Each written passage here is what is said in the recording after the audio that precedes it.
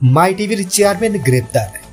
যাত্রাবাড়ির আসাদ হত্যা মামলায় বেসরকারি টেলিভিশন চ্যানেল মাই টিভির চেয়ারম্যান মোহাম্মদ নাসির উদ্দিন সাথীকে গ্রেপ্তার করেছে ঢাকা মহানগর গোয়েন্দা পুলিশের ডিবির একটি দল।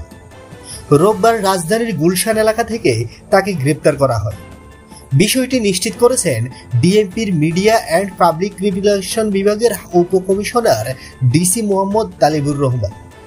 তিনি জানান, বৈষম্য বিরোধী আন্দোলনের যাত্রাবাড়ি থানায় দায়ের হওয়া হত্যা মামলায় মাই টিভির মালিক মোহাম্মদ নাসির উদ্দিনকে রাজধানীর গুলশান এলাকা থেকে গ্রেপ্তার করেছে ডিবি পুলিশের একটি দল।